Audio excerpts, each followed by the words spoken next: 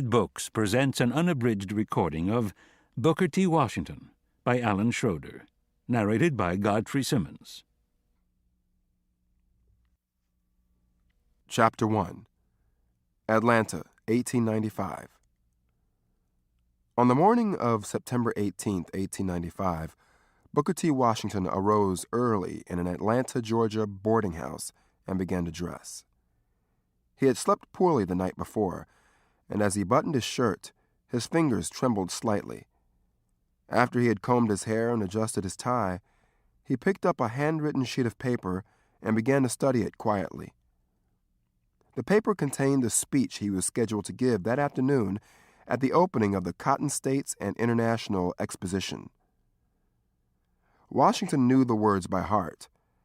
Nevertheless, he read them again, trying in his mind to hear them for the first time.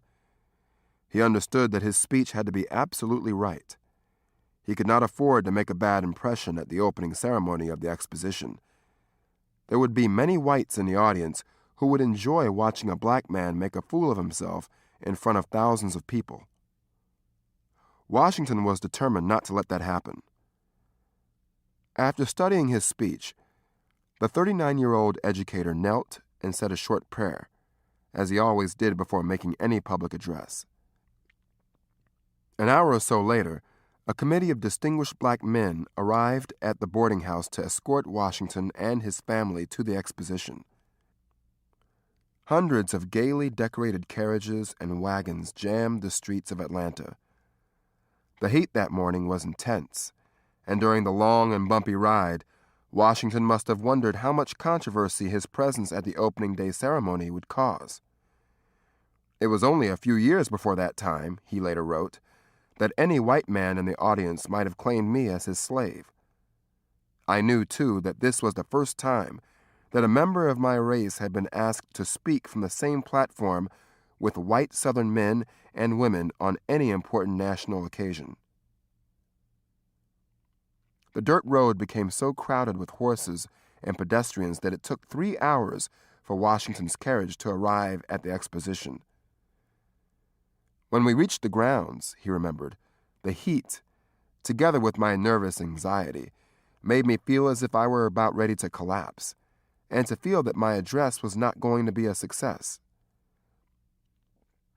With his wife and children in tow, Washington squeezed his way through the crowd until he reached the main building where the opening remarks were to be delivered.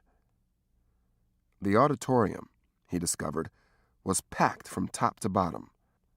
Thousands of people milled outside, unable to get in. By early afternoon, it was time for the exposition to officially begin. With appropriate pomp, the Star-Spangled Banner was played, immediately followed by Dixie, the rousing anthem of the South. As the dignitaries filed on stage, the crowd began to cheer loudly. Washington was one of the last men to enter. As soon as he became visible, the white members of the audience abruptly ceased their cheering and shouting. Bewildered voices filled the auditorium. An angry man could be heard above the din. "What's that nigger doing on the stage?" Washington did his best to hide his embarrassment. He took his seat with the others, folded his hands on his lap, and waited patiently through a long series of invocations and opening remarks. The air in the auditorium was stifling. After a while, the audience began to grow restless as the dignitaries droned on. Looking out at the crowd, Washington knew that for his speech to succeed, it would have to appeal to a broad cross-section of people: white Northerners, white Southerners, and blacks. This would not be easy.